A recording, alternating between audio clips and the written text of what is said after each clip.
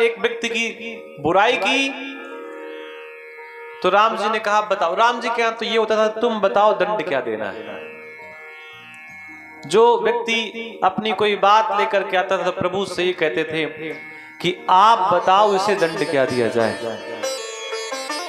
तो सुवान ने कहा इसे उस मठ का महात्मा बना दिया जाए। जो कथा सुन रहे हैं, जो जिन्होंने पहले सुनी है, उन्हें ये प्रसंग सब पता है। राम जी ने कहा ये तो सजा नहीं, ये तो मजा हो गई। मठ का महात्मा बनाना ये तो मजा है, सजा नहीं है। सुवान ने कहा यही मजा मैं इनको दिलवाना चाहता हूं। जो प्रारंभ में तो बड़ी मजा लगती है लेकिन बाद में सजा बन जाती है। भगवान ने कहा ऐसी क्या बात है जो आप मठ के महंत को बता रहे हैं कि इसको सजा मिलती है। उस सुवान ने कहा इस जन्म के पहले मैं भी एक महात्मा ही था और मैं उसी मठ का महंत था जिस मठ का महंत इसको बनने के लिए मैंने आपसे निवेदन किया। कहने का मतलब कहीं कोई सुवान दिख जाए, कुत्ता दिख जाए, बिल्ली दिख जाए तो आप ये मत सोचिए कि इसने बहुत कुछ अनैतिक कर्म किए होंगे इसलिए कुत्ता बना है। हो सकता है उसको अवसर तो बहुत अच्छा मिला हो कार्य करने का और उसने उस अवसर का लाभ ना लिया। बनने का तो मनुष्य मौका मिला लेकिन मनुष्य बनने के बाद मनुष्यता ना आई और मनुष्य बनने का जो लाभ है वो नहीं लिया तो भैया फिर जीवन व्यर्थ है। इसलिए बड़े भाग मानुष तन पावा। सारे मनुष्य बहुत भाग्यशाली हैं जिन्होंने मनुष्य का शरीर प्राप्त किया, लेकिन सारे मनुष्य एक ही श्रेणी में नहीं आ सकते। इस बात को आप याद रखिए। ऐसा नहीं है कि सभी मनुष्य को एक ही आप श्रेणी में तौल दें। नहीं, ये महात्मा भी एक ही श्रेणी के हैं, संत भी एक ही श्रेणी के हैं, राजा भी उसी श्रेणी के हैं, रंक भी उसी श्रेणी के नहीं। व्यक्ति सारे मनुष्य भाग्यशाली नहीं है। उसमें से वो मनुष्य बड़े भाग्यशाली हैं जिन्हें भगवान की सेवा करने का अवसर मिलता है। कामतानाथ जी का दर्शन तो सब लोग करने जाते हैं लेकिन सबको कामतानाथ जी को स्पर्श करने का मौका मिलता है क्या? दर्शन करने तो अमावस के दिन लाखों लाखों की संख्या में लोग जाते हैं और कई बेचारे धक्के खा करके वापस आ जाते हैं, देखने तक को दर्शन नहीं मिलते। बस सिर्फ इतना है कि कामतानाथ जी की परिक्रमा करके चले आते हैं। कई लोग तो बेचारे दर्शन के लिए आते हैं और जेब कटवा कर चले आते हैं। तो वहां जो महंत जी बैठे हैं, जो बिल्कुल भगवान के निकट बैठे हैं, जो भगवान की सेवा में बैठे हैं, बाकी सारे दर्शन करने वालों की अपेक्षा उनका भाग्य विशेष श्रेष्ठ है। अगर ऐसा ना होता तो कोई भी व्यक्ति वहां बैठ जाता। तो सारे मनुष्य भाग्यशाली हैं, इसमें कोई संदेह नहीं है, लेकिन वो मनुष्य विशेष भाग्यशाली है जिसे भगवान के पैर धुलने का मौका मिलता है, भगवान की सेवा करने का मौका मिलता है। तो बड़े भाग मानुष तन पावा। इसमें भी दो प्रकार के लोग और हैं। एक वो हैं जो भगवान के द्वार की ओर जाते हैं और एक वो हैं जो भगवान के नहीं जाते, स्वयं भगवान चल के उनके द्वार तक पहुंचते हैं। आप कहेंगे ऐसा कैसे कह रहे हैं? दो भक्त होते हैं, दो प्रकार के मरीज होते हैं। एक मरीज बेचारा अपने पैरों में डॉक्टर के पास जाता है चल करके। एक मरीज ऐसा होता है कि उसके घर वाले कह देते हैं कि डॉक्टर साहब अब आप ही को आना पड़ेगा, रोग इतना भयानक है कि हम इसको ला नहीं सकते। एक भक्त वो है जो दौड़े चले जा रहे हैं प्रभु की ओर, मेरा प्रसाद चढ़ जाए, मेरा फूल चढ़ जाए, मुझे भगवान एक बार देख ले। एक तो भक्त वो है, और एक भक्त वो है जो नजरें गड़ाए नीचे बैठे हैं और भगवान की ओर आंखें खोले बैठे हैं कि एक बार ये मुझे देख ले, ये देख ले तो मैं थोड़ा सा कम से कम स्वतंत्र हो जाऊंगा। नहीं, इसकी पूजा पाठ प्रार्थना का बल इतना ज्यादा है कि मेरे कंधों में वजन रहता है। तो उन मनुष्यों से वो मनुष्य ज्यादा श्रेष्ठ हैं जो भगवान के द्वार की ओर स्वयं चल करके जाते हैं।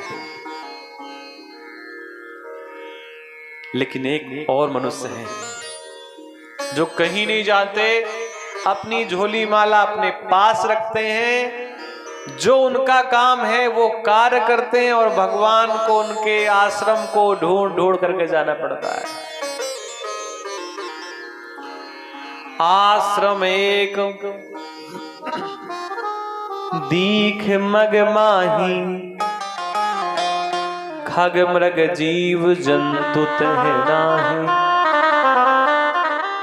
एक रास्ते में प्रभु राम को आश्रम दिखाई दिया, गुरुदेव के साथ थे, भैया लखन के साथ। तो पूछा प्रभु राम ने कि गुरुदेव, ये आश्रम की पुरानी दीवारें देख करके ऐसा लग रहा है कि किसी बहुत बड़े महात्मा का आश्रम है। आश्रम में फुलवारी देख करके ऐसा लग रहा है कि यहां बड़े सुंदर सुंदर फूल थे। आश्रम का देवालय देख करके लग रहा है, शिवलिंग देख करके लग रहा है कि यहां पूजा करने वाला व्यक्ति बहुत बड़ा विद्वान होगा। लेकिन गुरुदेव, इस आश्रम में ना कोई पशु है, ना पंछी है, न जीव है, न जंतु है, और ऐसा लग रहा है कि कोई एक स्त्री रो रही है। वो दिख नहीं रही, लेकिन मैं सुन पा रहा हूं कि यहां से कोई रोने की आवाज आ रही है। मुझे ऐसा लग रहा है कि कोई राम राम राम राम ऐसा कह रहा है कि मुझे लगता है मैं दशरथ के लिए नहीं आया, मैं कौशल्या के लिए नहीं आया। मुझे लगता है इस आश्रम की जो राम राम राम राम की गूंज है, ये हमें अपनी तरफ खींच करके ले आ रही है। लेकिन गुरुदेव, मैं देख नहीं पा रहा हूं कि वो कौन है जो राम राम राम राम कह करके अपने आंसू बहा रही है। पूछी ही मुनि शिला प्रभु देखी, सकल कथा मुनि कहा विसेखी। अच्छा, एक कल्पना करो, अब यहां तो बहुत सारी शिलाएं हैं। अभी तो यहां से हमको एक पहाड़ी दिखाई दे रही है। अभी जब हम आगे यात्रा में गए भवानी देवी तक, तो वहां मालूम पड़ा कई सारी पहाड़ियां हैं, बड़ी ऊंची ऊंची पहाड़ियां हैं। एक शिला देखी और ऐसा लगा इसमें कोई है। याद रखिए, पत्थर भी बोलते हैं, पौधे भी बोलते हैं, वनस्पतियां भी बोलती हैं, सब जीव जंतु बोलते हैं। गौतम नारी श्राप बस, उपल देह धरि धीर, चरण कमल रज चाहती, कृपा करो रघुवीर। राम जी ने जब पूछा तो विश्वामित्र जी ने कहा, ये जो आश्रम है, ये गौतम ऋषि का आश्रम है, बड़ा दिव्य आश्रम है, और इनकी पत्नी इनसे भी तेजवान दिव्यवान थी। इंद्र की नजर पड़ी तो इंद्र ने उन्हें पाना चाहा। रात के समय चंद्रमा को साथ ले लिया कि चंद्रमा चल तू मेरे साथ। चंद्रमा ने मना किया तो इंद्र ने कहा, मैं देवताओं का राजा हूं, मंत्री है तो क्या हुआ, लेकिन राजा तो मैं हूं, और राजा की बात माननी पड़ती है। क्या करना है मुझे? कुछ नहीं, एक ऐसा शोर करना है कि गौतम को ऐसा लगे कि प्रातःकाल हो गई है। मुर्गे की आवाज में चंद्रमा ने जब स्वर गूंजा तो कल्पना करिए गौतम जैसे महात्मा जो ब्रह्मा के समान तेजस्वी थे, वो भी कंफ्यूज हो गए, समझ नहीं पाए असली मुर्गे की आवाज और बनावटी मुर्गे की आवाज।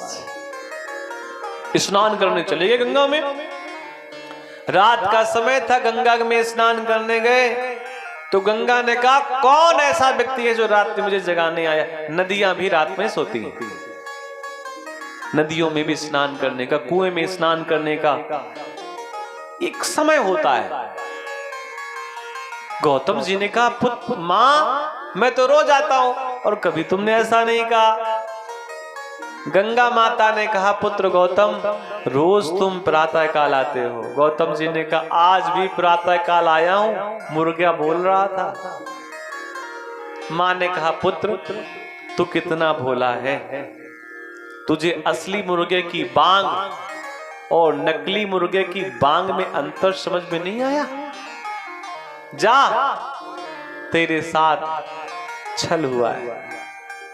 और ऐसा कई बार कई लोगों के साथ होता है, असली वाले पंडित नकली लगते हैं और नकली वाले महात्मा कई बार ज्यादा असली लगते हैं।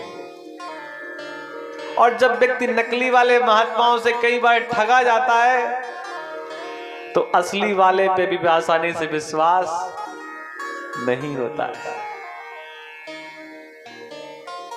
और वो कहीं भी हो सकता है, रसिन में भी हो सकता है और कहीं भी हो सकता है।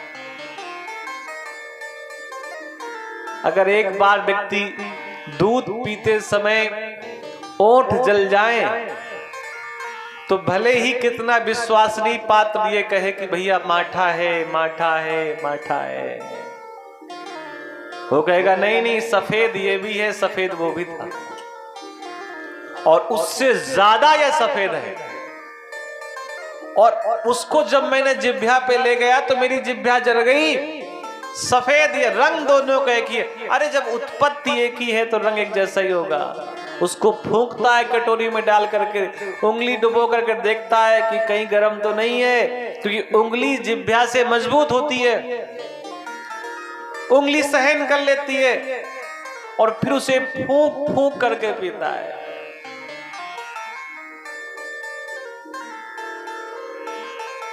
गौतम नारी श्राप। बस वापस गौतम जी आए और अहिल्या से कहा देवी तुझे ये नहीं पता कि अपना छूता है तो कैसे छुएगा और दूसरा स्पर्श करेगा तो कैसे स्पर्श करेगा। जब मां अपने बेटे को पीटेगी तो एक तरफ हाथ भी लगा करके रखती है और कोई दूसरा व्यक्ति उसी बच्चे को पीटेगा तो उसमें प्रेम हमदर्दी नहीं होगी।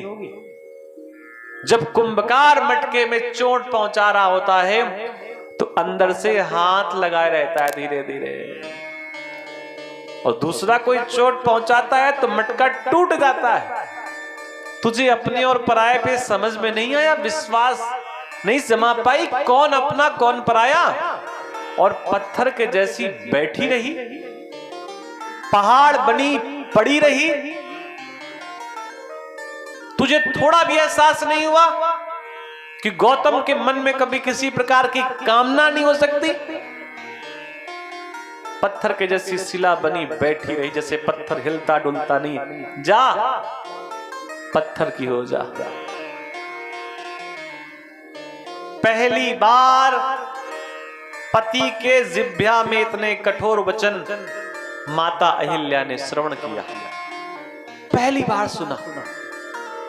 माता अहिल्या को लगा मेरे पति को वैसे तो क्रोध आता नहीं है, लेकिन आज क्रोध क्यों आया। कुछ नहीं बोली। कई माताएं ऐसी होती जब पति नाराज होते तब तक कुछ नहीं बोलती, लेकिन जब वो शांत हो जाते तब धीरे से पूछती हैं कि आपने क्रोध क्यों किया, क्योंकि वो बात को बढ़ाना नहीं चाहती। क्रोध की अवस्था में कोई भी व्यक्ति वापस जवाब देता है तो बात अपने आप बढ़ जाती है। जब देखा कि पति का क्रोध थोड़ा सा शांत हो गया तो माता ने कहा स्वामी चरित्रहीनता का इतना बड़ा आरोप आपने मेरे ऊपर लगा दिया। कोई और आरोप लगाया होता तो किसी साबुन से धुल जाता, कुछ और अगर आरोप लगाया होता तो पूजा पाठ से धुल जाता। लेकिन ये जो चरित्रहीनता का कलंक प्रभु गुरुदेव भगवान प्राणनाथ आपने हमारे ऊपर लगाया, और एक बार हमसे पूछा भी नहीं कि मैं समझ नहीं पाई, असली और नकली का भेद नहीं कर पाई। आपने तो मुझे पत्थर होने का श्राप दे दिया, लेकिन ये बताओ कब तक पत्थर की बनी पड़ी रहूंगी? क्या मैं ऐसे ही धूप, बरसात, गर्मी, ठंडी सब सहन करती रहूंगी? क्योंकि गौतम ने कहा था रहेगी पत्थर की, लेकिन तुझे गर्मी का एहसास होगा। जब बारिश की बूंदें गिरेंगी तो भले ही तू पत्थर की क्यों ना हो, लेकिन तुझे चोट लगेगी बूंदों की। जब सर्दी होगी तो तुझे सर्दी का एहसास होगा। इतना कठोर श्राप, पत्थर बनने का श्राप दिया होता तो कोई बात नहीं, लेकिन श्राप ये दिया कि रहेगी तू पत्थर की, लेकिन एहसास तुझे गर्मी, सर्दी, बरसात, ठंडक सब का होगा, और तू पहचान नहीं पाएगी। गौतम नारी श्राप बस उपल देह धरि धीर, चरण कमल रज चाहती, कृपा करो रघुवीर। तब गौतम जी ने कहा, देवी मैंने जीवन में कभी क्रोध नहीं किया, और क्रोध ना करने का कारण मेरा बल है। मैंने क्रोध नहीं किया इसलिए तो मेरे पास इतना बल है, और आज मैंने क्रोध करके अपने बल को नष्ट कर दिया, अपनी तपस्या को दूर कर दिया, अपनी तपस्या को नष्ट कर दिया। लेकिन देवी अगर मैंने तुम्हें चरित्रहीनता का आरोप लगाया है तो ध्यान से सुन, दुनिया का सबसे चरित्रवान व्यक्ति आएगा,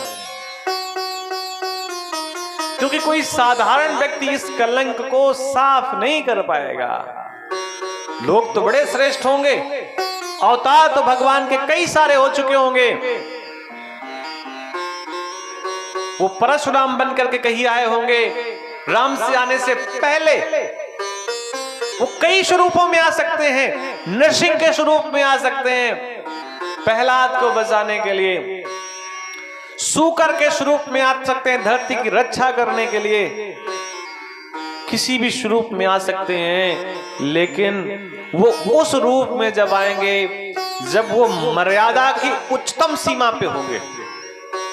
अगर किसी श्रेष्ठ पुरुष की बात कही जाएगी, उत्तम पुरुष की बात की जाएगी, मर्यादा पुरुषोत्तम की बात कही जाएगी, वो आएगा और वो आकर के फिर अपने चरणों की रज से तुझे चरित्रवान होने का प्रमाण पत्र देगा। कलंक तो मैंने लगा दिया तेरे ऊपर देवी, लेकिन कलंक धुलने का काम कौन करेगा? परमात्मा। कलंक लगाना मनुष्य का कार्य होता है और उसे साफ करना कार्य होता है ईश्वर का, परमात्मा का। प्रभु राम ने कहा ब्राह्मण की पत्नी है, पैर कैसे स्पर्श करा दें? अगर मैंने ब्राह्मण की पत्नी को पैरों से स्पर्श किया तो मैं हूंगा परमात्मा, मैं भले ही भगवान हूं, मैं भले ही जगत के लिए ईश्वर हूं, परमात्मा हूं, ज्येष्ठ हूं, श्रेष्ठ हूं, उत्तम हूं, पुरुषोत्तम हूं, लेकिन ब्राह्मण की पत्नी को पैर लगाया तो कलंक कहां साफ होगा? उसका तो साफ हो जाएगा, हमारे लग जाएगा। विश्वामित्र जी ने कहा मैं आदेश देता हूं, क्योंकि आदेश के बाद जब कोई कार्य किया जाता है तो कार्य करने वाला दोषी नहीं होता, आदेश देने वाला दोषी होता है। चरण कमल रज चाहती, कृपा करो रघुवीर। भगवान ने अपना पैर उठाया, पवन देव ने अपना कार्य किया, हवा का झोंका आया, कुछ पैरों से मिट्टी के कण, वो तो प्रक्रिया होनी थी। अन्यथा जिसके सामने राम जी पहुंच जाएं और जिसकी व्यथा, क्योंकि भक्त की तो कथा होती नहीं है, कथा तो भगवान की होती है, जिसकी व्यथा स्वयं राम जी खड़े होकर के सुन रहे, बैठ करके नहीं, कथा तो आप लोग बैठ कर सुन रहे हैं, राम जी वहां बैठे थोड़ी होंगे, वो तो चलते चलते सुन रहे हैं कथा। तो जिसकी कथा राम जी सुन रहे हैं उसको फिर किस चरण रज की आवश्यकता है। लेकिन एक परंपरा है, चरण कमल रजा चाहती, कृपा करो रघुवीर। पवन देव का सहारा लिया, जैसे ही भगवान ने थोड़ा सा पैर उठाया, हवा का झोंका है, कुछ मिट्टी के कण जाकर के पत्थर की शिला से टकराए और वो देवी अपने स्वरूप में प्रकट हो गई। बोली अहिल्या माता।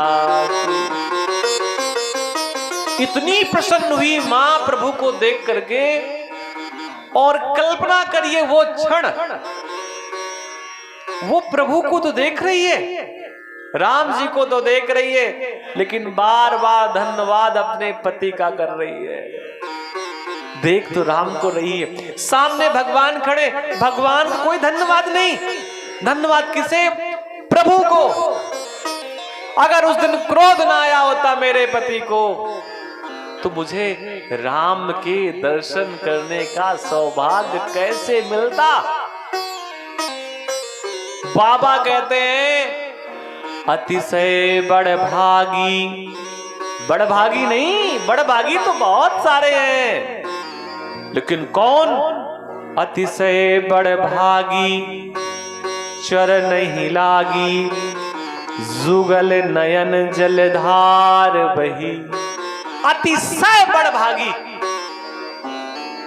बड़भागी तो बहुत सारे हैं, लेकिन जो बड़भागी कौन है? माता अहिल्या। वो बड़भागी कोई नहीं है, वो सौभाग्य सबरी माता के अलावा फिर किसी और को नहीं मिला। मुनि श्राप जो दीन्हा, कितनी जब वो बिल्कुल प्रसन्नता से उसकी आंखें गीली हो गई, ओठ फड़फड़ा रहे हैं, प्रभु का धन्यवाद नहीं कर पा रही है, फिर धीरज मन की ना प्रभु को उचीना, रघुपति कृपा भगति पाई, और फिर वो अपने पति परमेश्वर को प्रणाम करके कहती है मुनि श्राप जो दीन्हा, अति भल कीन्हा, परम अनुग्रह मैं माना। हुआ क्या? देखो भरी लोचन। अरे थोड़ा बहुत नहीं, ऐसा नहीं कि वो सीता के जैसा दर्शन करने का मौका मिला कि पत्तों की ओट पे वो छिपे हैं और पत्तों की ओट पे इधर हैं, आधे दर्शन ना उनको हो पा रहे ना इन्हें हो पा रहे। यहां भगवान शंकर वाले दर्शन नहीं है कि पीछे से प्रणाम किया कोई पहचान न जाए। ये सौभाग्य शिव को नहीं मिला। शिव महापुराण में हम लोग श्रवण करेंगे कि भगवान शिव बार बार चाहते हैं राम जी के दर्शन करें, लेकिन सोच रहे हैं राम जी लीला कर रहे हैं, दर्शन कैसे करेंगे? रावण के दूत पीछे खड़े हैं, बता देंगे जाकर के रावण से कि हे लंकापति, जिसको तुम प्रणाम करते हो भगवान शिव को, वो भगवान शिव उनको वनवासियों को प्रणाम कर रहे हैं, लीला बिखर जाएगी। तो पीछे से प्रणाम किया, लेकिन ये कह रही है देखो भर लोचन, हरि भव मोचन, इहै लाभ शंकर जाना। अरे जिसे आंखों से परमात्मा के दृश्य का दर्शन करने का सुख मिलता है, वही तो भैया बता सकता है। बिनती प्रभु मोरी, प्रभु ने पूछा कि अब तो आप तर गई, अब कहां जाना जाएंगी, अब किसके पास जाएंगी? तो माता अहिल्या कहती हैं हम वहीं जाएंगी जिनकी कृपा से हमें आपके दर्शन का सौभाग्य मिला है, मैं कहीं और नहीं जाऊंगी। बिनती प्रभु मोरी, मैं मति भोरी, नाथ न मांगो बरयाना। मुझे कुछ और नहीं चाहिए, और हाँ अगर आप मुझे कुछ देना चाहते हैं तो मुझे वहीं भेज दो जिनके कारण मुझे आपके दर्शन की सौभाग्य प्राप्त हुए। बोलिए वृंदावन बिहारी लाल की जय। आप